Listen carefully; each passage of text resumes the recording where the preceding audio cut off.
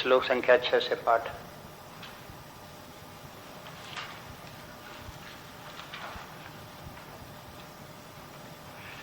कर्मेन्द्रियाणि संयम्य यास्ते मनसा स्मरन् इंद्रियार्थान् विमूढात्मा मिथ्याचारः उच्यते। यस्तु इंद्रियाणि मनसा नियम्यारभतेर्जुन कर्मेन्द्रियैः कर्मयोगम् असक्तः सः विशिष्यते। नियतं कुरु कर्म त्वं कर्मज्यायो ह्यकर्मणः शरीरयात्रापिचते न प्रसज्येत कर्मणः। यज्ञार्थात् कर्मणोऽन्यत्र लोकोऽयं कर्मबन्धनः। तदर्थं तन्तु कर्म कौन्तेय मुक्तसंगः समाचर। सह यज्ञा प्रजा सृष्ट्वा पुरोवाच प्रजापतिः अनेन पृषवश्वध्वम् येषोऽस्तु इष्टकामधुक्। सह यज्ञा प्रजा सृष्ट्वा पुरोवाच प्रजापतिः अनेन पृषवेश्वध्वम् येषोऽस्तु इष्टकामधुक्।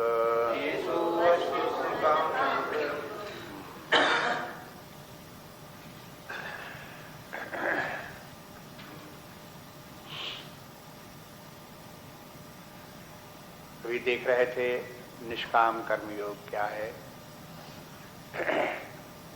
निष्काम कर्मयोग के कई फैक्टर्स हैं जिनमें सबकी तरफ ध्यान रखना चाहिए और इसके कई नाम भी जगह जगह आए हैं।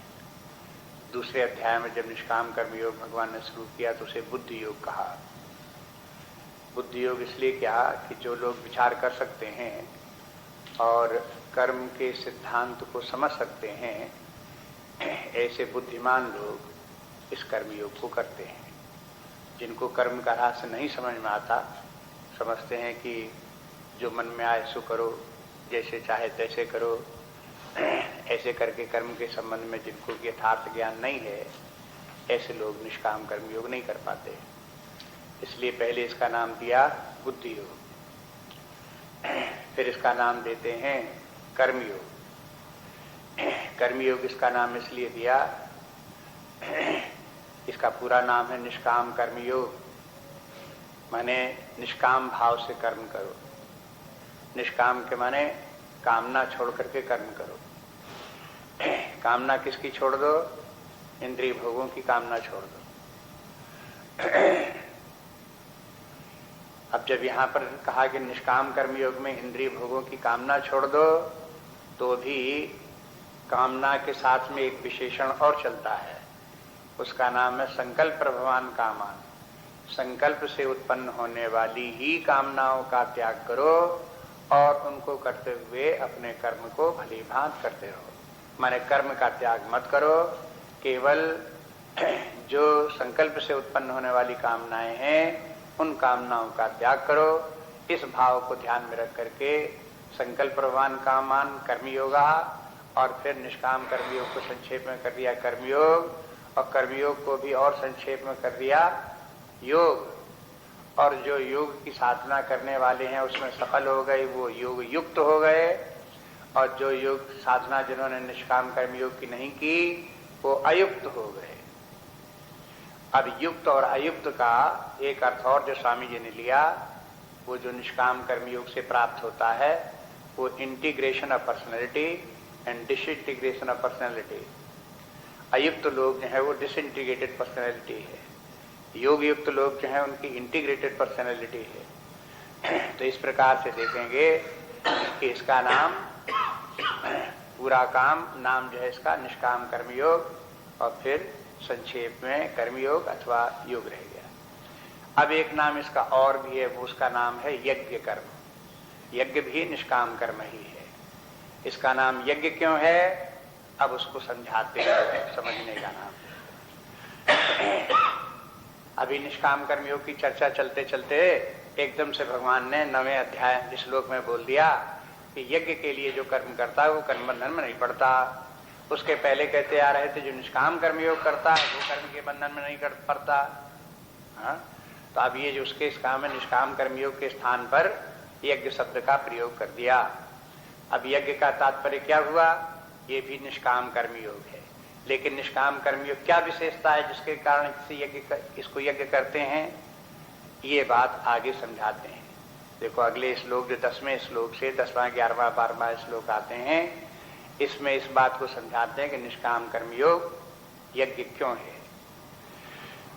ये बात कल ही बता दी थी, एक बार फिर याद रखें। यज्ञ के माने केवल अग्नि जला करके उसमें देवताओं का आह्वान करके आहुतियां देना मात्र नहीं है, वो भी एक प्रकार का यज्ञ है, लेकिन संपूर्ण यज्ञ की भावना उसमें विद्यमान नहीं है।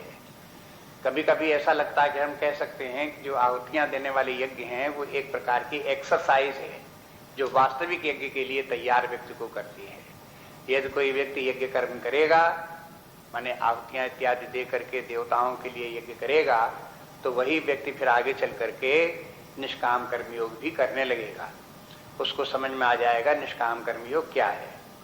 इसलिए यह यज्ञ अग्नि वाली आहुतियों वाला यज्ञ ज्यादा प्रचलित हो गया, ज्यादा स्थूल रूप है, ये सबको सामने दिखाई देता है। इसलिए संसार जो है वो प्रत्यक्षवादी है।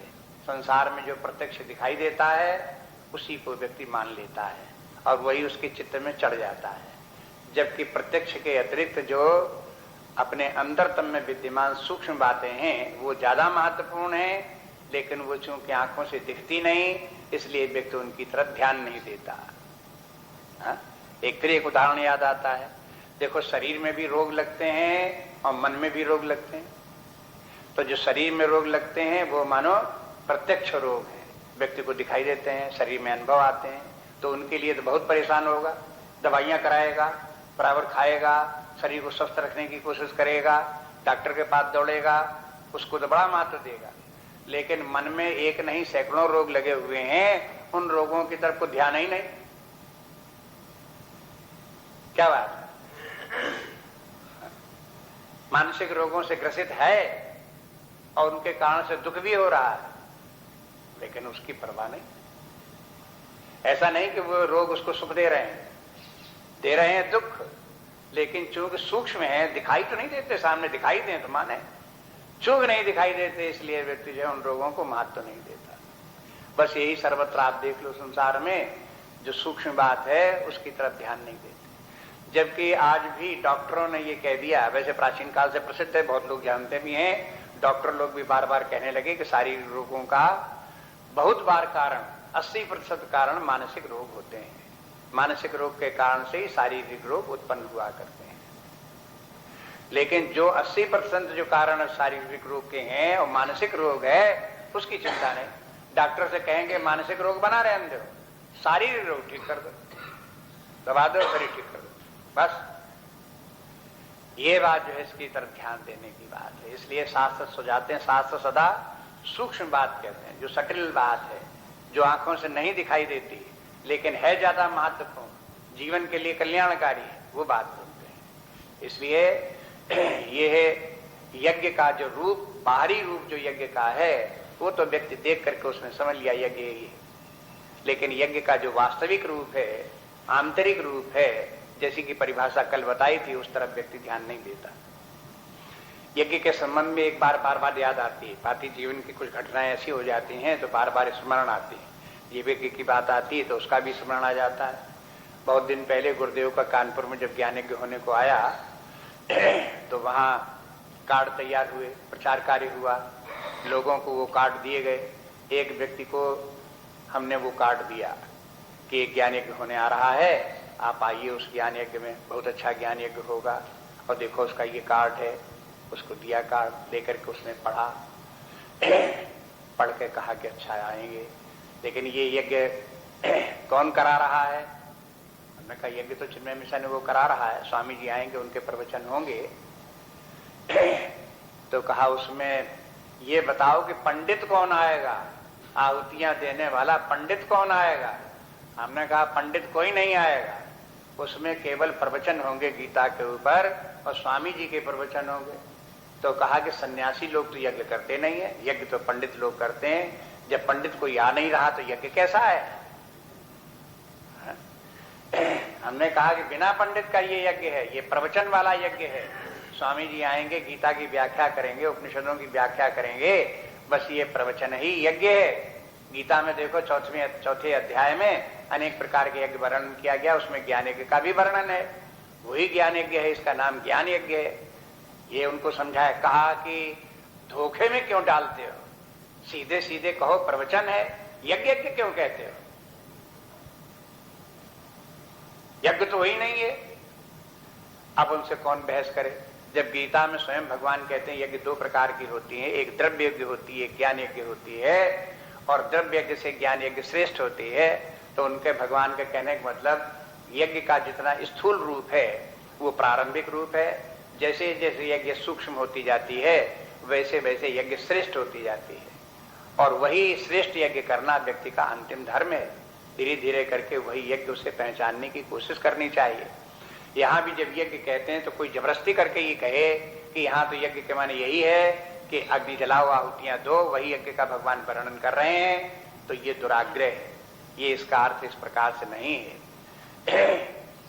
इनमें शंकराचार्य जी का भाष्य इसके ऊपर देखें, जो प्रामाणिक भाष्य है, उनके अनुसार वो कहते हैं कि देखो ये है यज्ञो वही विष्णु हूँ, मैंने विष्णु के लिए, परमात्मा के लिए समर्पण भाव से जो कर्म किए जाते हैं वो हो यज्ञ कहलाते हैं।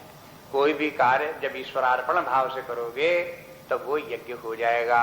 ये शंकराचार्य जी का कथन है। स्वामी जी ने और उसका विस्तार करके दूसरे फैक्टर्स भी उसमें जोड़ करके बोला कि जब अनेक लोग मिल करके कोई कार्य लोक कल्याण के लिए कार्य करते हैं और किसी व्यक्ति का उसमें स्वार्थ और अहंकार नहीं होता, तब वे सब लोगों से मिलजुल करके किया हुआ लोक कल्याण का कार्य यज्ञ कर्म कहलाता है। इसमें भी तात्पर्य वही है जो शंकराचार्य जी ने कहा। शंकराचार्य जी ने कहा कि अपने कर्म परमात्मा के लिए करो। विष्णु के माने व्यापकता, तो विष्णु जो परमात्मा सर्वत्र व्याप्त है उसके लिए कर्म करो। अब वो परमात्मा सर्वत्र व्याप्त परमात्मा कहाँ मिले जो उसकी सेवा करें, उसके लिए कर्म करें? तो फिर उसका अर्थ यही हुआ कि उस परमात्मा ने सारे विश्व का, ब्रह्मांड का, जगत का रूप धारण कर रखा है। जो सारे जगत के हित के लिए कार्य करता है वो परमात्मा के लिए कार्य करता है। वही परमात्मा की सेवा होती है, वही परमात्मा की भक्ति होती है। इसलिए आप चाहते हो कि परमात्मा की सेवा करें, भक्ति करें, तो आप सारे संसार की, सारे समाज की सेवा करो। किस बिना पक्षपात के, बिना भेदभाव के, बिना ऊंच नीच देखे हुए, बिना अपना पराया देखे हुए, सब में सर्वात्म भाव रखते हुए, सब में परमात्मा भाव रखते हुए उसमें सारे जगत की सेवा करो। तो वो परमात्मा की सेवा हो गई और वो हो गया कर्म, यज्ञ कर्म हो गया। बस अब कह रहे हैं जो यदि समाज में सब लोग इस प्रकार से समस्त समाज की सेवा करने के लिए अहंकार रहित तो स्वार्थ रहित तो होकर के कर्म करने लगे, तो समझो कि सारे संसार के सब व्यक्तियों का आध्यात्मिक विकास भी हो जाए, कर्म के बंधन से भी छूट जाए, मुक्ति भी हो जाए, समाज की आर्थिक और जो कि भौतिक समृद्धि होनी चाहिए वो भी सब समृद्धि हो जाए, और सब लोग आपस में एक दूसरे से शांत पूर्वक, प्रेम पूर्वक रहें, और उनको कहीं किसी व्यक्ति को कोई कष्ट न हो। एक प्रकार से ये है आध्यात्मिक समाजवाद है। समाजवाद आजकल कहना अच्छा लगता है, कम्युनिज्म या सोशलिज्म ये शब्द अच्छे लगते हैं, तो इसको ये कह सकते हैं कि जो ये है यज्ञ कर्म है, सर्वात्म भाव से कार्य करना है, समस्त लोग कल्याण के भाव से कर्म करने हैं। इस प्रकार के कर्म जो व्यक्ति करने को तैयार हो, करें, समाज में इसका प्रचार हो, तो अपने आप ही ये सर्वश्रेष्ठ समाजवाद आ जाए।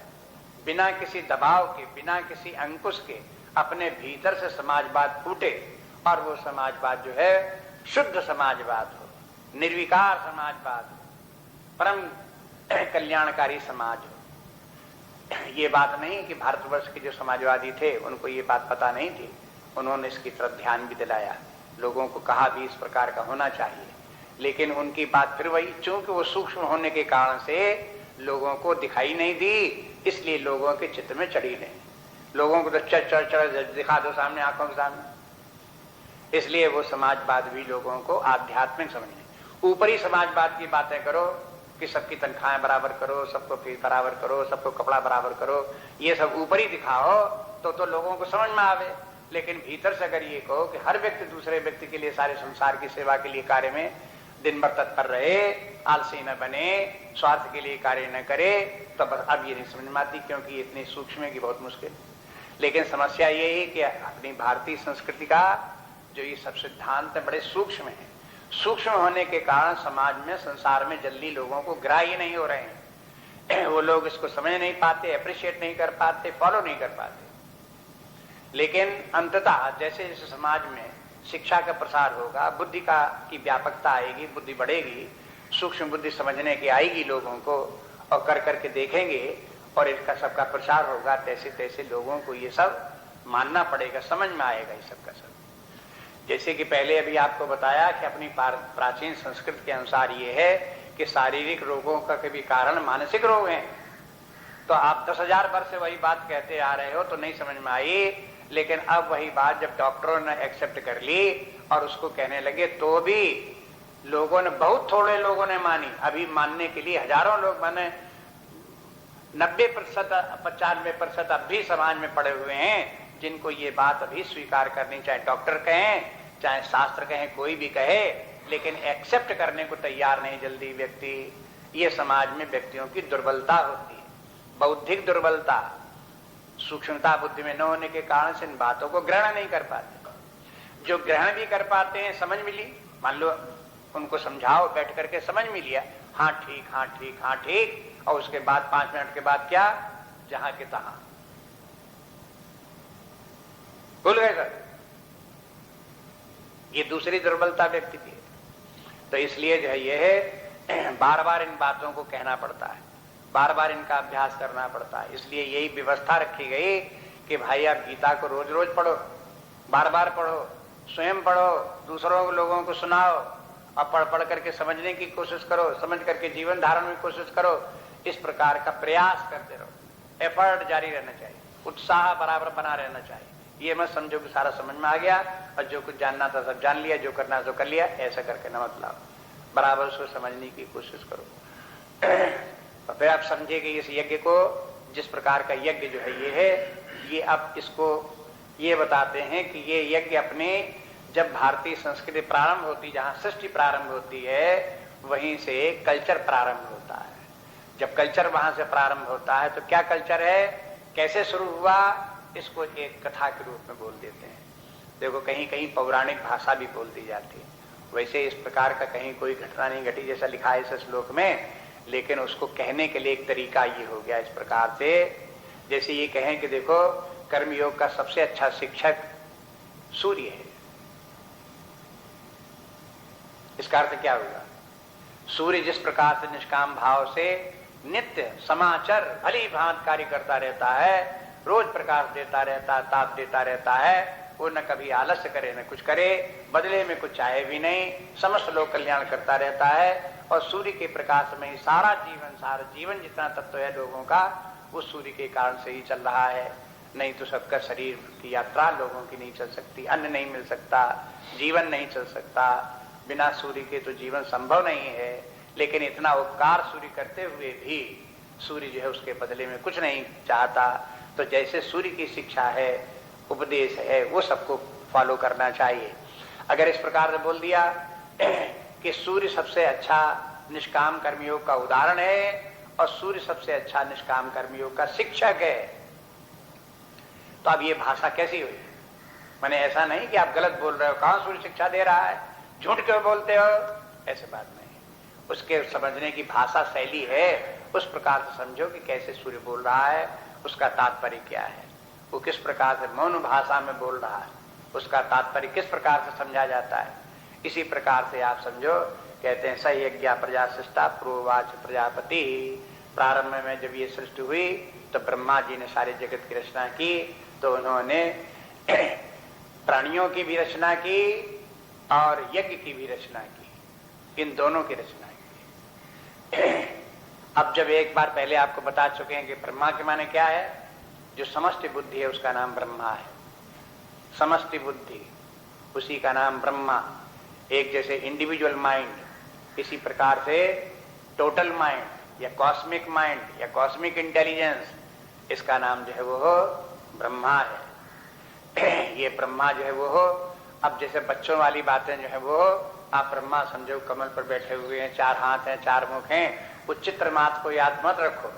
चित्र तो इसलिए आपको दिखा दिया गया कि सूक्ष्म बातें समझ में नहीं आती, इसलिए चित्र दिखा दिया, आंखों से दिखने लगा तो आपको समझ में आ गया। लेकिन अब उस बात को यथार्थ रूप में जैसा सूक्ष्म रूप में वैसे समझो। कोई जैसा कि चित्र में बना हुआ व्यक्ति है, ऐसा व्यक्ति का ऐसे इतने विशाल सृष्टि की रचना कर सकता है? और सृष्टि के पहले अगर वो हो भी तो कहां खड़ा हो, कहां रचना करे? इसलिए इन सब प्रश्नों का उत्तर ये है कि जो पहले परब्रह्म परमात्मा सबसे पहले है, उस परमात्मा के न मन है, न बुद्धि है, न हाथ है, न पैर है, उस प्रकार के कोई कर्मेंद्रिया, न ज्ञानेन्द्रिया, न मन बुद्धि।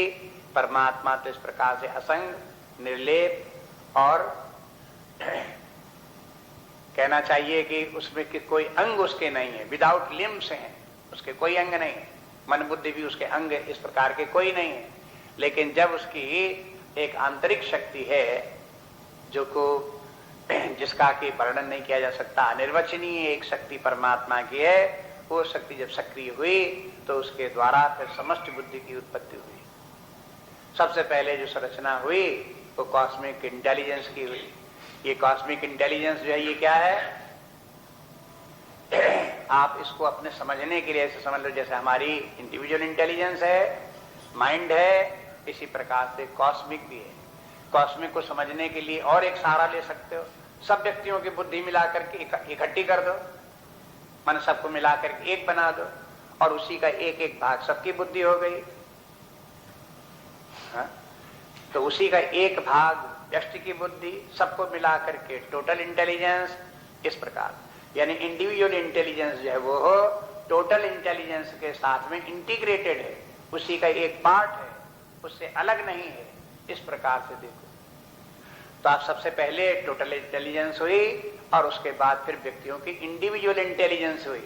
जब इंडिविजुअल हुई तो टोटल इंटेलिजेंस से, टोटल माइंड से या इंटेलेक्ट से इंडिविजुअल इंटेलेक्ट में ये बात अवतरित हुई।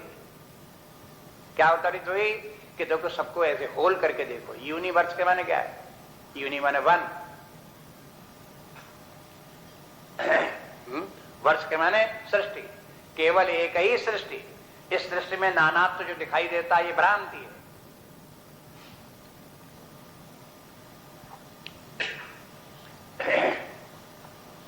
समस्त सृष्टि एक रचना है, ऐसे होल करके। जैसे एक घड़ा बनाया जाए तो चाहे घड़े की पेंदी हो, चाहे घड़े का मुंह हो, चाहे घड़े का पेट हो, है घड़ा एक, ऊपर से अंग अंग अलग अलग करके लिखते हैं।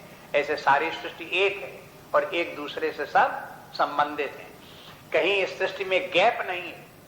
अगर किसी गैप लगता है तो बुद्धि की कमी है। किसी व्यक्ति को लगे उधर सूर्य है और इधर जो है ये पृथ्वी है, बीच में गैप है, ऐसे गैप नहीं है। उसको अब बुद्धि के द्वारा देखो, बीच में वायु है, आकाश है, यहां से वहां तक जितनी भी सृष्टि है वो सब होमोजीनियस वन है, सबको मिलाकर, और सबका अधिष्ठान एक है। सब में एक सूत्र विद्यमान है, एक परमात्मा सबके अधिष्ठान रूप में विद्यमान है, उसी ने सारे जगत का रूप धारण किया हुआ है।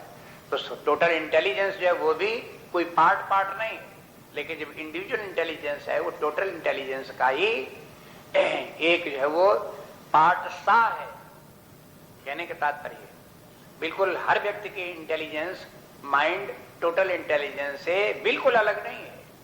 क्योंकि व्यक्ति के अंदर जो ज्ञान, नए नए ज्ञान व्यक्ति के अंदर आते रहते हैं, कभी कभी भीतर से उद्भावना होने लगती है कि ये बात ऐसी लगती है, प्रतीत होता है ऐसा है, तो वो जो बात, नई बात उसकी बुद्धि में व्यक्ति की सूझती है, वो कहां से आती है? वो टोटल इंटेलिजेंस में विद्यमान है, वहां से आती है। अब इसको समझने के लिए ऐसे समझ लें जैसे कि रेडियो टेलीविजन की ब्रॉडकास्टिंग होती है और सारे ब्रह्मांड में सब फैली हुई विश्व में, आकाश में। जिसके व्यक्ति के पास एक इंस्ट्रूमेंट है, वो जिसके साथ उसको कनेक्ट कर लेता है, उससे उसका संबंध हो जाता है। अगर कानपुर स्टेशन आप मिला लो तो यहाँ से जो रेडियो का ब्रॉडकास्टिंग हो रही है वो आपके उसमें आने लगेगी, आपके ट्रांजिस्टर में, रेडियो में वहां की आने लगेगी। जैसे कि आपका रेडियो और वो ब्रॉडकास्टिंग स्टेशन दोनों का आपने तालमेल मिला लिया और जैसे उसकी आकर के इसके साथ जुड़ गई, तरंगे जुड़ गई, दोनों मिलकर के एक हो गए। तो अगर कोई अपना रेडियो ऑफ कर दे तो इसके माने ये नहीं है कि सारे संसार में जो उसका ब्रॉडकास्टिंग हो रही वो है ही नहीं, क्योंकि दिखाई नहीं देती इसलिए है ही नहीं, ऐसे तो नहीं। न दिखाई दे तो भी तो है ही है, और न हो तो ये फिर आ कहां से गई? जब आपने रिसीव किया आपके रेडियो में तो आ कहां से गई फिर, अगर नहीं थी तो? जैसे ये दिखाई देती है, इसी प्रकार से अगर किसी बुद्धि में एक कोई ज्ञान की उद्भावना होती है, विचार करता है, नए नए विचार व्यक्ति के आते हैं। अनुसंधान कैसे होते हैं? व्यक्ति के अंदर नए विचार होते हैं तो नई अनुसंधान करता है व्यक्ति, और उसकी बुद्धि में जो ये विचार आते हैं कहां से आते हैं? उसी टोटल इंटेलिजेंस से आते हैं, वहीं से आते हैं, उस व्यक्ति को प्राप्त होते हैं। और जिन व्यक्तियों की बुद्धि जितनी अधिक शुद्ध है, अंतर्मुखी है, सूक्ष्म है, स्वार्थ और अहंकार नहीं है, उनकी बुद्धि में वो टोटल इंटेलिजेंस है, उनकी बुद्धि का संबंध भी ज्यादा घनिष्ठ है, निकट का संबंध है, और उनको फिर इस प्रकार का ज्ञान, इस प्रकार की प्रेरणा तथा अन्य शक्तियां भी, केवल ज्ञान ही नहीं, उस टोटल इंटेलिजेंस में अनेक प्रकार की शक्तियां हैं, वो समस्त शक्तियां उसमें फिर अवतरित भी होती हैं। इस प्रकार से अपने भीतर की शक्तियों को जागृत करने के जो तरीके हैं वो भी हैं। तो उस इतनी बात को ध्यान में रख करके आप इस श्लोक के अर्थ को समझने की कोशिश करें कि जब सृष्टि प्रारंभ हुई, टोटल इंटेलिजेंस हुई, ब्रह्मा जी हुए, तो उन्होंने सारी सृष्टि की रचना की, इंडिविजुअल इंटेलिजेंस व्यक्तियों की उत्पत्ति हुई, और जब उसमें उत्पत्ति हुई तब उन्होंने ये कहा कि देखो हर व्यक्ति को जीवन में विकास करना है, सुखपूर्वक शांति पूर्वक रहना है, तो उसके रहने का विधान ये है कि हर व्यक्ति, वैसे तो प्रजा के माने है केवल मनुष्य ही नहीं, जितने अन्य प्राणी है वो भी सब, वे सब प्रजा के अंदर आते हैं। ब्रह्मा की सभी प्रजाएं, गाय बैल बकरी सिंह ये जितने भी हैं प्राणी, पेड़ पौधे, सब उसकी प्रजा है। लेकिन यहाँ अपने समझने के लिए समझ लें, प्रजा में मुख्य प्रजा मनुष्य हो गए। इन मनुष्यों को शिक्षा ब्रह्मा जी की प्रेरणा रूपी शिक्षा इस प्रकार से मिली, जैसे हमने बता दिया सूर्य से जैसे हमको कर्मयोग की शिक्षा मिले, ऐसे ब्रह्मा जी से हमें इंडिविजुअल माइंड में इस प्रकार की शिक्षा मिली कि हमको चाहिए कि हम संसार में जितना भी जगत है उस सारे जगत के साथ तालमेल करके रहें। उसमें अगर हम उस जगत से कुछ लेते हैं तो उसके बदले में उसको हम कुछ दें भी, और उसमें जो कुछ भी हम प्राप्त करते हैं, कर्तृत्व जो हमारा है वो कर्तृत्व झूठा है। सारे सृष्टि में प्रोडक्टिविटी चल रही है, उस प्रोडक्टिविटी का जो प्रवाह चल रहा है उसी के साथ अपने आप को जोड़े रहो, और उसी के साथ साथ अपने जीवन यापन के लिए, अन्य लोगों के जीवन यापन के लिए सारा व्यवस्था बनती चली जाएगी। लेकिन यदि कोई व्यक्ति इस धारा से कट करके अलग होने की कोशिश करेगा तो बस वो समाज का अहित करने वाला होगा, समाज को हानि पहुंचाने वाला होगा, और जब वो समाज को हानि पहुंचाएगा तो उसको स्वयं भी हानि होगी। इस यज्ञ में फिर ध्यान रखें कि यज्ञ के दो स्तर हैं, एक सकाम यज्ञ है, एक निष्काम यज्ञ है। जो यहाँ पर जो यज्ञ का वर्णन आ रहा है वो निष्काम यज्ञ का है। यज्ञ सकाम यज्ञ धर्म कार्य कहलाता है। निष्काम यज्ञ जब यज्ञ करो लेकिन उसमें स्वार्थ न रखो, अहंकार न रखो, तब वो यज्ञ हो जाता है निष्काम कर्म योग। देखो समझने की कोशिश करो, याद भी रखनी पड़ेगी। यज्ञ करो माने चाहे आहुति ही दो अग्नि में, लेकिन ये कहो कि देवता हमसे प्रसन्न होंगे तो फिर पुत्र चाहते हैं पुत्र मिलेगा, स्वर्ग चाहते हैं स्वर्ग मिलेगा, ये मिले, उस भौतिक की चीज मांग रहे हैं उससे और यज्ञ कर रहे हैं, तो यज्ञ ये भी है, लेकिन ये है धर्म। बस कर्मकांड है, धर्म है। लौकिक वस्तु मांग रहे हैं इसलिए सकाम कर्म है, जब तक सकाम कर्म और वेदों के द्वारा मान्य कर्म जितने हैं वो धर्म के अंतर्गत आते हैं। ये वेदों के द्वारा मान्य है, यज्ञ कर्म करना वेदों ने समर्थन किया, बल्कि उन्होंने प्रतिपादन किया यज्ञ करने चाहिए, और सकाम यज्ञ भी हो सकते हैं और वो धर्मकारी होगा। लेकिन जब यज्ञ कोई करने लगेंगे उसमें सकामता नहीं होगी, इंद्रिय भोगों की, सांसारिक भौतिक की उपलब्धि इत्यादि इस प्रकार की कोई कामना नहीं होगी, तब वो यज्ञ निष्काम कर्मयोग हो गया। निष्काम कर्मयोग जो है ये व्यक्ति को जीवन का विकास करते हुए बहुत ऊंची स्थिति पर, श्रेष्ठतम स्थिति जो है वो हो, वहां तक पहुंचा देगा। और अगर कोई सकाम यज्ञ करता रहा, सकाम कर्म करता रहा, तो थोड़ी देर तक आगे बढ़ेगा, फिर रह जाएगा। भाई काम व्यक्ति नहीं करेगा उससे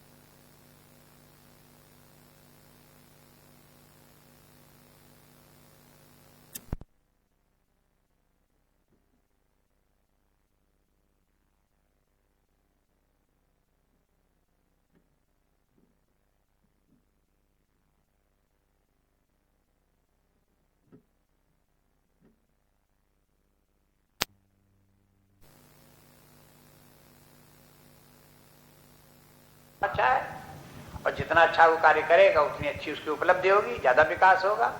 उसी के आगे की एक सीढ़ी और आगे की है, जब निष्काम कर्मयोग करेगा तो व्यक्ति और आगे तक विकास पा सकता है, आगे और बढ़ जाएगा। इसलिए कहते हैं कि जब सृष्टि प्रारंभ हुई तब ब्रह्मा ने ये कहा कि देखो तुम लोग जो है वो संसार में ये तो नहीं चाहोगे केवल भौतिक समृद्धि हो, इंद्रिय भोग ही प्राप्त हो, तुम तो ये भी चाहोगे आगे बढ़ते हुए स्वर्ग भी प्राप्त हो, मुक्ति भी प्राप्त हो, परमात्मा की भी प्राप्ति हो। इसलिए तुम यज्ञ करना, यज्ञ करते रहोगे तो तुम्हारा जो है ये है इस प्रकार से विकास होगा। एक व्यक्ति ने पूछा कि आखिर ब्रह्मा जी ने इन प्रजा की उत्पत्ति क्यों की, जो बताना पड़ा यज्ञ इत्यादि, न करते तो झंझट ही न कुछ होता। लोग बागों के देखो इस प्रकार से नेगेटिव थिंकिंग करके चलती रहती है। शास्त्र ये कहते हैं कि दरअसल में बात ये है कि जब ये सृष्टि प्रारंभ हुई, फर्स्ट प्रारंभ हुई, तो ऐसा नहीं कि सृष्टि उसके पहले थी नहीं, उसके पहले भी सृष्टि थी, लेकिन बहुत काल तक वो सृष्टि प्रलय काल पर नहीं रही। और प्रलय के पहले जैसी सृष्टि थी और सृष्टि जब समाप्त हुई थी तो वे जो प्राणी थे अब तक सुप्तावस्था में पड़े रहे। अब जब सृष्टि हुई तो वही प्राणी जो पहले कर्म बंधन थे पिछले कल्प में, वही दोबारा फिर पैदा हुए। तब ब्रह्मा जी उनको समझाना पड़ा कि भाई अभी तक तुम मुक्त नहीं हुए, परमात्मा परम तत्व तुम्हें प्राप्त नहीं हुआ, तो तुम्हें वो अब प्राप्त करना है। इसलिए तुम यज्ञ भाव से कर्म करते रहना तो तुम्हारी समृद्धि होगी। तुम इस कल्प में कम से कम उस जो कि उच्चतम जीवन का विकास क्रम है उसको तुम प्राप्त कर लोगे। इसलिए ये मत कहो कि प्राणियों की रचना उन्होंने खामखा जबरदस्ती करके कर दी, ऐसे नहीं हुआ। ये कल्प कल्पांतर इस प्रकार से चलती आती है। अब ये जब ये इस प्रकार की रचना हो गई और उनसे ये बता दिया तो ये कहा कि ऐसा करने से क्या होगा, यज्ञ कर्म करने से तो अनेन प्रश्वशुद्धम, इससे जो है ये है तुम्हारी जो है वो समृद्धि होगी। प्रश्वशुद्धम के माने तुम्हारी समृद्धि होगी, विकास होगा। अब देखो दो बातें हैं, जीव का विकास भी होता है और जीव की अधोगति भी होती है। अगर वो व्यक्ति मनमानी ढंग से कार्य करता, गलत ढंग से कार्य करता तो अधोगति में भी चला जाएगा। अगर वो व्यक्ति सही ढंग से कार्य करता है तो फिर उसका विकास भी हो सकता है। तो ये विकास करने का तरीका बता दिए कि कर्म करते रहोगे तो विकास हो जाएगा। वह अस्तु इष्ट काम दुख, वह माने तुम्हारे लिए ये जो यज्ञ क्या करेगा, अस्तु माने होगा ये है इष्ट काम दुख, माने जो तुम्हारे लिए जो कुछ भी आवश्यकता जीवन की होगी इसके द्वारा, यज्ञ के द्वारा तुम्हारी सब पूर्ति होती रहेगी। अब देखो जो इष्ट काम दुख, इष्ट माने अपेक्षित, जो तुम्हारे इष्ट होगा, जो जरूरत होगी वो सब प्राप्त होती रहेगी। माने तुमको खाना कपड़ा भी मिलता रहेगा, मकान भी मिलता रहेगा, तुम्हें दवाइयां भी मिलती रहेंगी, तुम्हें शिक्षा भी प्राप्त होती रहेगी, तुम्हें जो है बौद्धिक विकास भी तुम्हारा होता रहेगा, मानसिक विकास भी होता रहेगा, तुम्हें तत्व ज्ञान, आत्मज्ञान, भक्ति, उपासना ये सब भी तुमको प्राप्त होते रहेंगे और तुम क्रमशः आगे बढ़ते हुए परमात्मा को प्राप्त कर लोगे। इष्ट के माने मनुष्य के लिए जो जो आवश्यकता है वो सब तुमको क्रमशः इसी के द्वारा प्राप्त होती जाएगी। यहाँ इष्ट काम दुख के माने केवल ये नहीं है कि आपको खाना मिल जाएगा, इंद्रिय भोग प्राप्त हो जाएंगे, या खूब कपड़ा मिल जाएगा या खूब बड़ा भारी बिल्डिंग मिल जाएगी, इतना अर्थ नहीं है, सीमित अर्थ नहीं है, व्यापक अर्थ। ये निष्काम कर्मयोग ये इस प्रकार से करने वाले व्यक्ति को जो जो आवश्यकता सब प्राप्त होती जाएगी। अब देखो, वैसे तो व्यक्ति व्यापार अपने स्वार्थपूर्ण कर्म तो करते हैं, अपना दुकान चलाते हैं, कारखाना चलाते हैं, क्यों चलाते हैं? अपने स्वार्थ के लिए कि उससे हमें पैसा मिलेगा, फिर हमारा काम चलेगा, हम खाना लाएंगे लाएंगे लाएंगे, इसलिए करता है। वही कार्य वो व्यक्ति इसलिए भी कर सकता है कि शरीर है, प्राण मन बुद्धि है, ये सब परमात्मा के बनाए हैं, इसके द्वारा हम परमात्मा की सेवा के लिए, समाज सेवा के लिए कुछ कर सकते हैं। और वो जो कुछ करता है समाज सेवा के उद्देश्य से करे या परमात्मा की सेवा के उद्देश्य से ले तो भी कर सकता है, दोनों प्रकार से कर सकता है। अब कोई कहे कि अगर हम समाज सेवा के लिए करेंगे तो क्या मिलेगा? उससे समाज सेवा के दृष्टि से करने वाला वही कार्य, वही दुकान समाज सेवा के लिए करे, वही कारखाना समाज सेवा के लिए करे, तो उसके द्वारा जो कुछ उसे प्राप्त होगा, कर्म का तो फल मिलता ही है, जो कुछ इस प्रकार से वो कार्य करेगा उसका फल उसे प्राप्त होगा, और इतना अधिक प्राप्त होगा कि जितना कि वो पहले स्वार्थ से करने को प्रवृत्त हुआ था उतना लाभ उसे नहीं होगा जितना कि लाभ उसे परमार्थ की दृष्टि से करने से प्राप्त होगा। भौतिक उपलब्धि भी अधिक होगी एक बात, दूसरी केवल भौतिक उपलब्धि ही नहीं होगी, उसके साथ साथ उसका तमोगुण दूर होगा, रजोगुण दूर होगा, सत्वगुण की वृद्धि होगी, उसका पर्सनैलिटी विकास भी उसका होगा, बुद्धि भी क्रमशः सूक्ष्म होती जाएगी, विकासवान बुद्धि होती जाएगी, व्यापक बुद्धि होती जाएगी, गहन चिंतन करने में समर्थ बुद्धि होती जाएगी। ये भी उस कर्म के द्वारा होता जाएगा। जबकि दूसरे लोग जो स्वार्थपूर्णता से प्रेरित होकर के, अहंकार से प्रेरित होकर के कार्य करते हैं तो उनकी बुद्धि का क्या होता है? बुद्धि उनकी ठस होती जाती है, जड़ होती जाती है, बहिर्मुखी होती जाती है, सोचने विचारने करने की सामर्थ्य नहीं रह जाती, नष्ट हो जाती है। ये साइकोलॉजिकल मनोवैज्ञानिक तथ्य है, कोई भी करे और देखे, एक्सपेरिमेंट करके देख ले। मनोविज्ञान के नियम अपने, जैसे बाह्य जगत के प्रकृति के नियम अपने, अकाट्य नियम, उसी प्रकार से मनोविज्ञान के भी नियम है। इसलिए भगवान बताते हैं कि देखो इस प्रकार से व्यक्ति को कार्य करना चाहिए, ये कल्याणकारी कार्य इस प्रकार से है। अभी जो उन्होंने कहना चाहिए इसके हिसाब से प्रजापति ने, ब्रह्मा जी ने जो कहा वो ये प्रोवाच, माने ब्रह्मा जी ने उस समय प्राचीन सृष्टि के आदिकाल में कहा था। क्या कहा था? वो दूसरी पंक्ति में आ गया कि अनेन परिशुद्धम येषुवो इष्ट कामधुक, ये प्रजापति ने, ब्रह्मा जी ने ऐसा बोला था। अगला श्लोक भी ब्रह्मा जी बोल रहे हैं, देखो वो क्या कहते हैं, देवान भावयतानेन ते देवा भावयन्तु वः परस्परं भावयन्ता श्रेयः परमवाप्स्यथ देवान् भावयतानेन ते देवा भावयन्तु वः परस्परं भावयन्तः श्रेयः परमवाप्स्यथ। इस श्लोक में बोले कि देवान भावयतानेन, जब तुम इस प्रकार से समस्त लोक कल्याण के लिए कार्य करोगे तो उससे देवताओं का भावन होगा, बाद में देवता समृद्धि प्राप्त करें। और ते देवा भावयन्तु वः, और वो देवता तुम्हारा भावन करेंगे, तुमको पुष्ट करेंगे। पुष्ट शब्द समझो, अगर तुम देवताओं के को पुष्ट करोगे, उनकी सेवा करोगे तो देवता लोग तुम्हारी पूर्ति करते रहेंगे, तुमको पुष्ट करते रहेंगे। परस्परम भावयन्ता, इस प्रकार से परस्पर भावन करो, परस्पर भावन करो माने एक दूसरे को इस प्रकार से पुष्ट करते रहो। श्रेयः परम अवाप्स्यथ, ऐसा करने से तुम परम श्रेय को अवाप्स्यथ माने प्राप्त कर लोगे, इस प्रकार से तुम्हें परम श्रेय प्राप्त हो जाएगा। अब एक तो देखो लक्ष्य क्या रखा, परम श्रेय प्राप्त हो जाएगा।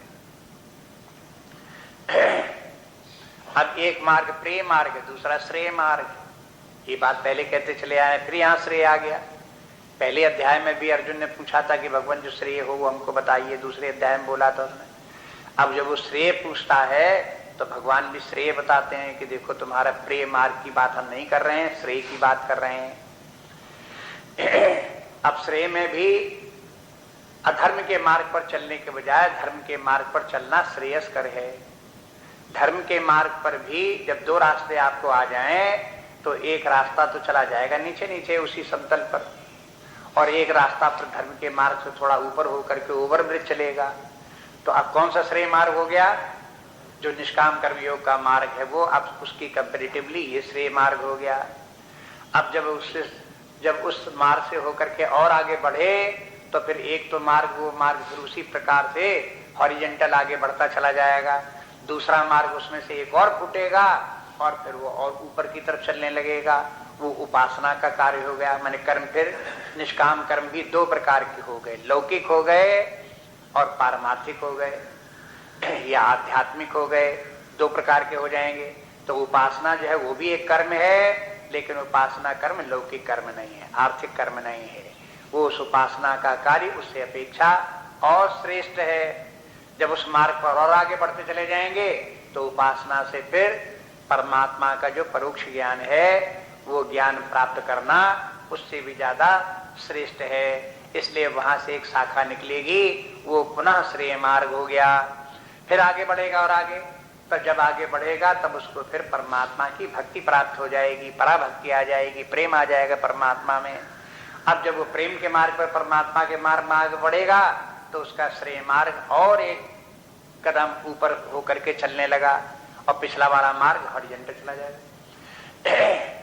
फिर जो आगे और बढ़ा तो फिर भक्ति के और आगे बढ़ा तो परमात्मा का अपरोक्ष ज्ञान, विज्ञान, साक्षात डायरेक्ट परमात्मा का दर्शन प्राप्ति, उसके बाद उसको वो प्राप्त हो गई। तो अब परम श्री क्या हुआ जाकर के?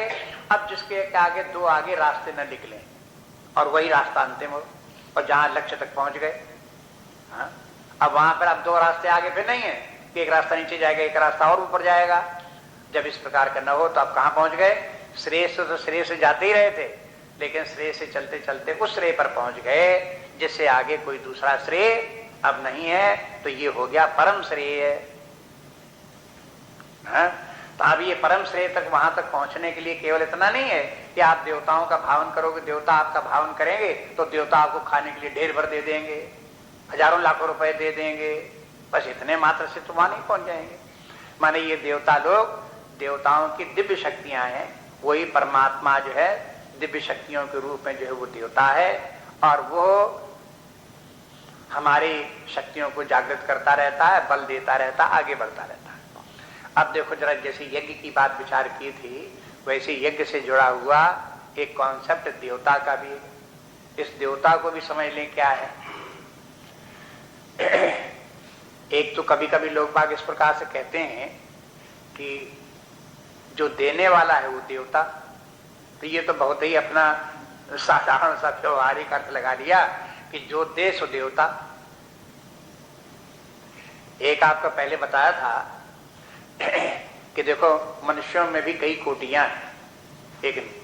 एक तो है राक्षस लोग जो दूसरों को पीड़ा पहुंचाने में ही सुख प्राप्त करते हैं, उनको अपने यहाँ संस्कृत में उनका नाम दिया है राक्षस। व्यक्ति हुए हैं जो दूसरों को पीड़ा देने में अपने आप को सुखी अनुभव करते हैं। दूसरे व्यक्ति उनसे श्रेष्ठ है, वे लोग हैं असुर। असुर लोग कौन है? जो लोग दूसरे की परवाह नहीं करते, केवल अपने सुख से मतलब, और अपना सुख प्राप्त करने में अगर दूसरे लोगों की हानि हो रही है, तकलीफ दुख हो रही है, तो कहते हैं हम किस की चिंता करें, हमें अपने से मतलब, दूसरे से हमें क्या मतलब, चाहे मरे चाहे जिए। इस प्रकार की भावना रखने वाले व्यक्ति असुर हैं। इससे भी श्रेष्ठ व्यक्ति वे हैं जो व्यक्ति अपना सुख तो चाहते हैं लेकिन इसका बात भी ध्यान रखते हैं कि दूसरे के सुख में बाधा न पड़े, दूसरे को हानि न पड़े और हमको सुख प्राप्त हो जाए। इसका नाम है मनुष्य लोक। मानवता का जो धरातल है वो धरातल इस पर है कि जहां व्यक्ति अपना सुख तो चाहे प्राप्त करे लेकिन दूसरे को दुखी न करे, दूसरे को कष्ट न पहुंचावे, दूसरे को हाथ न पहुंचने पावे। ध्यान रखे बराबर कि हम जिस प्रकार का जीवन जी रहे हैं, जो कुछ कार्य कर रहे हैं, कहीं ऐसा नहीं है कि दूसरे को हानि हो रही हो, किसी को परेशानी हो रही हो, किसी को कष्ट हो रहा हो, पीड़ा हो रही हो, ये बराबर ध्यान रखे। अब ऐसा व्यक्ति मनुष्य कहलाएगा। लेकिन मनुष्य इस विकास क्रम में मनुष्य अंतिम स्थिति नहीं है। जब व्यक्ति इससे भी और ऊपर उठे तो फिर वो देवता है। अब इसमें क्या बात आ गई कि अब वह व्यक्ति दूसरे लोगों को देना सीखता है, स्वयं कष्ट उठाता है और दूसरे लोगों को सहायता करता है। अब देखो, अब ये थोड़ा कठिन काम हो गया कि अपने तकलीफ उठा लो लेकिन दूसरे की सेवा करो, दूसरे की सहायता करो, दूसरे को हानि न पहुंचे बल्कि उसको सुखी प्राप्त हो। अब जहां इस प्रकार की स्थिति आ गई इसका नाम बोले देवता। इसलिए देवता शब्द कुछ लोग कहते हैं देने वाला देवता। जब दूसरे को दे रहे, दिए रहे, किए रहे, अपने पास चाहे भूखो रह ले तो भी परवाह न करे लेकिन दूसरे को खिलाए दे तो देवता हो। अब देवता भी अंतिम स्थिति नहीं है, कहते हैं देवता से और आगे बढ़ो, अभी और विकास का रास्ता पड़ा हुआ है। उसमें क्या है, जो देवताओं का देवता है, परम देवता है, उस स्थाई पर पहुंचो। परम देवता क्या है? जो अल्टीमेट रियलिटी है, परम तत्व परमात्मा तत्व है, उस तक पहुंचो, उसको पहचानो, उसको प्राप्त करो और फिर ये देखो कि सारा जगत हमारे ही अंदर विद्यमान है। ये सारे जगत में कोई भी मुझसे भिन्न नहीं है, ये सब अपने ही है, अपने अंदर विद्यमान है। इस प्रकार से सर्वात्म भाव प्राप्त, ये विकास क्रम इस प्रकार से चलता है। इसके भी बीच में अब ये तो वर्णन करने के लिए कुछ कैटेगरी बना ली, लेकिन इसके बीच में और भी कैटेगरीज हैं जो बीच बीच की और हो सकती हैं।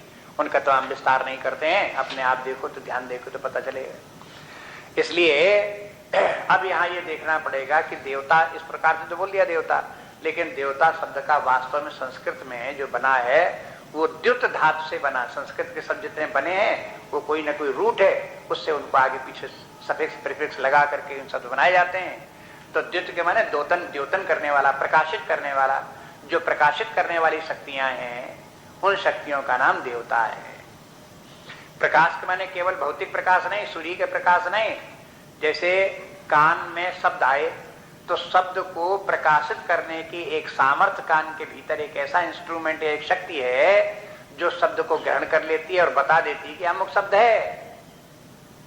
इस प्रकार की जो सामर्थ्य कान में विद्यमान है वो एक देवता है, क्योंकि उस शब्द को प्रकाशित करता। बोलने में ऐसे बोलेंगे कि उस शब्द को प्रकाशित करता है, जन्मा देता है। प्रकाशित माने उसका ज्ञान करा देता है। तो ज्ञान करा देने वाली जो शक्तियां हैं, प्रकाशित कर देने वाली जो शक्तियां हैं, इनका नाम देवता है। इसलिए तत्वबोध में आपने देखा था कि जितनी भी इंद्रियां हैं सब में एक एक देवता बैठे हुए हैं। आंख, कान, नाक, मुंह, इनमें सब में एक एक देवता विद्यमान है। वो क्या करता है, इन विषयों को जब ग्रहण करते हैं तो उनका बोध करा देता है। आंख में बैठा हुआ देवता दूसरा है, वो रूप का बोध करा देता है। नाक में बैठा हुआ देवता अन्य है, वो गंध का ज्ञान करा देता है। जिह्वा में बैठा हुआ देवता अन्य है, जो कि वो हमें स्वाद का ज्ञान करा देता है। तो ये विभिन्न प्रकार की जो शक्तियां विभिन्न प्रकार के विषयों का बोध कराती हैं, ये देवता। अब ये इंद्रियों ही तक नहीं है, कर्म इंद्रियों में भी देवता विद्यमान। वाणी के द्वारा जब बोलते हैं तो वहां वाणी में भी एक देवता विद्यमान है जो कि शब्द उच्चारण होता है, बोलते हैं। हाथों में भी एक देवता बैठा हुआ है जिसके द्वारा हम वस्तुओं को पकड़ते हैं। पैरों में भी एक देवता बैठा है जिनके द्वारा हम चलते हैं। इसी तरह से मन, बुद्धि, चित्त, अहंकार, ये जो अपने हैं इनमें भी देवता बैठे हुए हैं। मन में बैठा हुआ देवता मन की क्रियाओं को संचालित कर रहा है। बुद्धि में बैठा हुआ देवता बुद्धि की क्रियाओं को संचालित कर रहा है। चित्त में बैठा हुआ देवता चित्त की क्रियाओं को संचालित कर रहा है। अहंकार में बैठा हुआ देवता अहंकार की शक्तियों को संचालित कर रहा है। तो अब यहाँ देवता के माने क्या है? इंटरनल फोर्सेस, जो कॉन्शियस फोर्सेस जितनी भी हैं वो सब जो है वो देवता है। जैसे आप देखो कि बिजली तो एक है, लेकिन वही बिजली बल्ब में आई तो प्रकाश दे रही है। आप जानते हो प्रकाश दे रही तो कोई बल्ब में अपने आप थोड़ी प्रकाश हो रहा है, उसके भीतर वही विद्युत बैठ करके प्रकाश रूप धारण कर रही है। पंखे में वही बिजली आ गई तब उसने दूसरा रूप धारण कर लिया, वहां पे मैग्नेट पैदा हो गया, मैग्नेट के कारण पंखे को घुमाने लगी, मैग्नेटाइज हो गई वो विद्युत। अब जानते हो कि वही विद्युत पंखे में भी है, वही विद्युत बल्ब में भी है, लेकिन एक का रूप दूसरा है, दूसरे का रूप दूसरा है। लेकिन विद्युत ऐसी है कि दोनों रूप धारण कर सकती है। इसी प्रकार जहाँ हीटर होगा गर्म रूप धारण किया, फ्रिज होगा ठंडा रूप धारण किया। अरे बिजली कितने रूप धारण कर लेती है। आप कंप्यूटर में देखो बिजली काम कर रही है, वहां अक्षरों का रूप उसने धारण कर लिया। आप वहां की बोलो वहां भी अक्षर आ गया सामने, फिगर आ गई उसमें, फिर कहां से आ गई? अब बिजली चली जाती है, विलुप्त हो जाती, इसके माने क्या है? अब देखो कि वो वही बिजली कितने रूप धारण कर रही है, लेकिन बिजली स्वयं दिखाई नहीं देती। जब वो मैनिफेस्ट होती है, किसी रूप में आती, तब दिखाई देती है कि देखो यहां इस प्रकार से। इसी प्रकार से वो अनंत शक्ति, परमात्मा शक्ति, जहां जहां डिफरेंट पॉइंट्स पर जहां जहां वो कार्य कर रही है परमात्मा शक्ति, और वहां वहां वो उस रूप में देवता कहलाती है। बस इसलिए देवता की परिभाषा क्या है, इसको समझना चाहिए और बुद्धि में देवता को पहचानना चाहिए। जब इनको देवताओं को अगर आप पहचानेंगे नहीं तो इनसे इनकी आप सेवा कैसे करोगे और इन देवताओं से लाभ कैसे उठाओगे? आप अपने जो है उसी प्रकार से बहिर्मुखी जड़ बुद्धि से पशुओं की तरह जीवन जीते रहेंगे, लेकिन सूक्ष्म बातों को समझ करके जब तक जीवन नहीं जिएंगे तो तब परम श्रेय को प्राप्त नहीं होंगे। अगर किसी व्यक्ति को ये देवता नहीं समझ में आते तो परमात्मा कहां से समझ में आ जाता है? अगर आपको ये समझ में नहीं आता कि बिजली के द्वारा बल्ब जल रहा है तो आपको ये कहां समझ में आ जाता है बिजली क्या है? वो तो नहीं दिखाई देने वाली वस्तु है। इसी तरह से वही परमात्मा जहां जहां मैनिफेस्टेड फॉर्म में है, डिफरेंट में, अपने शरीर में भी है, इसी तरह से ब्रह्मांड में भी है। जैसे व्यष्टि है उसी प्रकार से समष्टि है। आपको फिर पहले बता दिया कि जैसे कि समष्टि बुद्धि है और हमारी व्यष्टि बुद्धि है। समष्टि माने एक वो टोटल है, एक पर इंडिविजुअल है। इसी प्रकार से शरीर भी आप देखो कि अपना ये भौतिक शरीर, पंच महाभूतों का शरीर, ये व्यष्टि है और सारा ब्रह्मांड भी ऐसे ही है। जैसे ये शरीर तैसे सारा ब्रह्मांड, जैसे शरीर में मिट्टी तैसे सारी विश्व में मिट्टी, जैसे शरीर में पानी तैसे सारे विश्व में पानी, जैसे यहाँ पर अग्नि तैसे सारे विश्व में भी अग्नि, जैसे यहाँ वायु तैसे सारे विश्व में भी वायु, जिस प्रकार से यहाँ आकाश सारे विश्व में भी आकाश। तो ये सारा जितना विश्व होगा पांच भौतिक सारा विश्व है। इसी प्रकार से पांच भौतिक के शरीर है, वो 5 एलिमेंट्स जो है वो सारे विश्व में भी है, वो समस्त रूप में है और शरीर उसी का व्यस्त रूप में है। इसी प्रकार व्यक्तित्व के जितने भी स्तर हैं, कर्मेंद्रियां भी इसी प्रकार समस्त रूप भी हैं, व्यस्त रूप भी हैं। ये सब इस प्रकार से देख लो। इसीलिए इसमें दो दो खाने नहीं बनाए गए। इन्हीं को यहां से यहां तक समझ लो व्यस्त भी और इसी को समझ लो समस्त भी। ये शरीर जैसे व्यस्त अपना समझ लो, ऐसी समस्त शरीर भी है, ब्रह्मांड हो गया। जैसे ये हस्तवाक इत्यादि कर्मेंद्रियां, 5 कर्मेंद्रियां, ये हमारी व्यस्त कर्मेंद्रियां हैं, इसी प्रकार से समस्त कर्मेंद्रियां भी हैं। जैसे कि हमारा प्राण इंडिविजुअल प्राण है, इसी प्रकार से टोटल प्राण भी है। इसी प्रकार जैसे ज्ञानेंद्रियां, श्रोत्र त्वक इत्यादि हमारी इंडिविजुअल हैं, इसी प्रकार टोटल भी हैं। इस प्रकार से हमारा मन इंडिविजुअल है, इसी प्रकार टोटल माइंड भी है। जिस प्रकार से हमारी इंडिविजुअल इंटेलिजेंस है, इसी प्रकार टोटल इंटेलिजेंस भी है। और जिस प्रकार ये कारण शरीर हमारा इंडिविजुअल कारण शरीर है, इसी प्रकार टोटल कारण शरीर भी है। जिस प्रकार से हमारा वैयक्तिक आत्मा है, इसी प्रकार समष्टि आत्मा परमात्मा है। इस प्रकार से इंडिविजुअल और जो टोटल इंटेलिजेंस है या टोटल जितनी विरचना है, इसको सबको पहचानना पड़ेगा। स्थूल रूप पे आप आसानी से पहचान सकते हो। जैसे जैसे आपके अंदर आप समझने की सामर्थ्य जागृत होती जाए तो कर्मेंद्रियों को भी सब में समस्त रूप में देखो, प्राण को भी सब समस्त रूप में देखो, मन बुद्धि को भी समस्त रूप में देखो, ये सब आपको दिखाई दे। ऐसे आप अपने अगर कारण शरीर को समझ सकते हो तो समस्त कारण शरीर को भी समझो। अगर आप अपनी वैयक्तिक चेतना को समझ सकते हो तो एक समस्त चेतना, एक आपकी इंडिविजुअल कॉन्शियसनेस और एक टोटल कॉन्शियसनेस, सब में मिली हुई कॉन्शियसनेस, उसके साथ जोड़ करके इनको सबको पहचानने की कोशिश करो। लेकिन जब तक आपको ये कैसे होगा, जब इन देवताओं का आप भावन करोगे, आप इन देवताओं की पूर्ति करो, ये देवता आपकी पूर्ति करेंगे, तब ये सब होगा। देखो इस प्रकार से क्रम क्रम से करते रहो, बिना किए नहीं आपने पढ़ लिया, हाँ श्लोक का अर्थ ये हो गया, छुट्टी हो गई, ऐसे थोड़े, वो तो प्रैक्टिकली करना पड़ेगा। जब ये सब कार्य करेंगे तो आप देखेंगे आप देवताओं का भावन कर रहे हैं, देवता आपका भावन कर रहे हैं। ये बात जो है ये है बहुत यज्ञ वाली बात, बहुत महत्वपूर्ण है, क्योंकि ये सिंबॉलिक है, इसलिए धीरे धीरे करके इसको समझें। बात सूक्ष्म, जितनी सूक्ष्म बातें हैं वो सिंबॉलिज्म के द्वारा उनको समझाई जाती, बताई जाती हैं, लेकिन उनको तात्पर्य को समझना पड़ता है। इसलिए एक बार उसको ठीक से समझ करके बुद्धि में धारण करें और फिर उसी तब आगे फिर बढ़ेंगे। इसमें और थोड़ी बातें हैं, उनको अब कल फिर देखेंगे।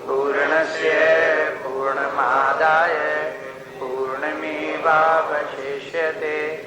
ओम शांति शांति शांति। हरि ओम। श्री गुरुभ्यो नमः। हरि ओम।